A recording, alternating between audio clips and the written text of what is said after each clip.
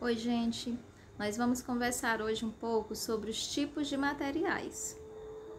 Materiais que a gente tem contato todos os momentos da nossa vida e que a gente precisa aprender um pouquinho sobre eles.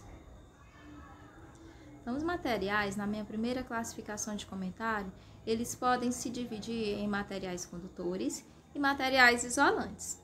Os materiais condutores são esses materiais que possibilitam a movimentação de cargas elétricas em seu interior com grande facilidade.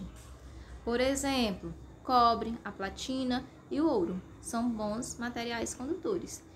Então, por exemplo, a questão da nossa casa, da instalação elétrica da nossa casa. Esses fios que são embrulhadinhos com plástico, mas por dentro o que é que a gente tem? Cobre. Por quê?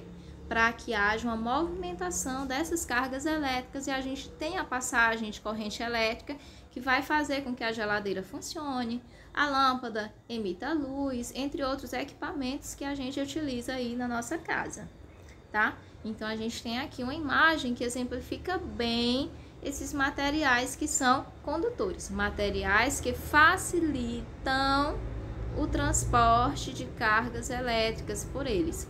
O aço, o chumbo, o cobre, o bronze, o ouro, certo? O alumínio, o próprio ferro. Professor, então por que não usa ferro lá nos fios elétricos? Porque além da condução de eletricidade, existem outras características dependendo da função que são analisadas, certo? O cobre, ele é mais maleável, mais molinho, ele é mais leve, entre outras características, tá? E também o nível de condução elétrica. E por que eu tenho que saber desses materiais? Para que eu possa, além de saber como funciona essa estrutura, eu possa também me proteger. Eu não posso, por exemplo, ir manusear um celular carregando descalço, com os pés molhados. Se eu tiver algum desses equipamentos no meu corpo, tiver com cordão de ouro, por exemplo, vai facilitar a absorção de carga elétrica, certo? Ou eu não posso pegar uma chave de fenda e enfiar na tomada para tentar ajeitar alguma coisa, se o contador elétrico estiver ligado, porque está passando corrente elétrica. Então, são coisas que às vezes a gente não tem esse conhecimento e acaba se expondo a acidentes graves. Por isso é importante a gente saber. E os materiais isolantes? São aqueles que oferecem grande oposição à passagem de cargas elétricas. Ou seja, eles dificultam a passagem da carga elétrica, como a borracha, o silicone, o vidro, a cerâmica. Volta lá para o fio elétrico da instalação da nossa casa. Eu disse o quê? Que eu tenho lá o fio dentro e por fora ele é plastificado, eu tenho um plástico. Por quê? Para que não haja um vazamento de corrente elétrica e a gente não tenha um acidente. Então, quem vai fazer a instalação elétrica de um local? Um especialista que estudou e que sabe tudo sobre esses equipamentos, que sabe como funcionar para que não haja esse vazamento. Lá naquele local onde ele vai fazer uma interligação de fios, que precisa cortar a borrachinha que vem lá no fio que a gente comprou, o que é que acontece? Ele coloca uma fita chamada de fita isolante e ele sabe direitinho a posição e a quantidade para evitar esses acidentes. Quando a gente vai manusear algo que está ligado na eletricidade, o que é que as pessoas dizem? Calça o chinelo, menino. Por quê? Porque o chinelo ele é feito à base de borracha, praticamente todos os chinelos. E aí o que acontece? Ele vai ter um isolante, certo? Se cair um fio em cima de um carro, a gente já viu alguns acidentes desses na rua.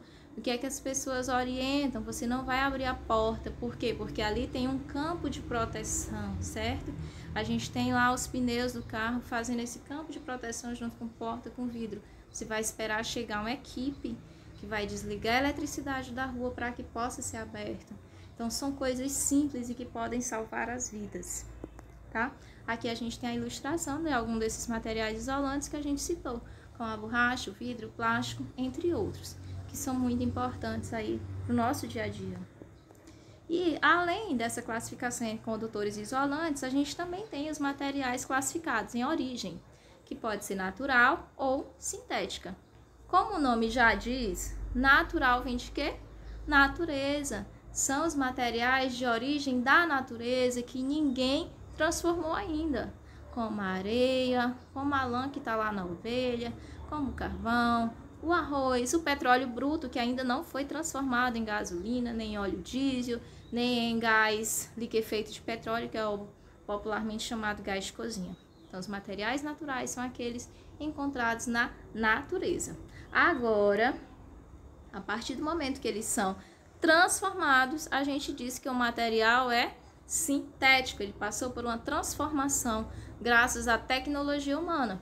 Por exemplo, plástico, detergente, a maionese, a tinta, entre outros. E à medida que vai evoluindo a tecnologia, também vão evoluindo esses materiais sintéticos em qualidade e em produção, para facilitar algumas tarefas do nosso cotidiano.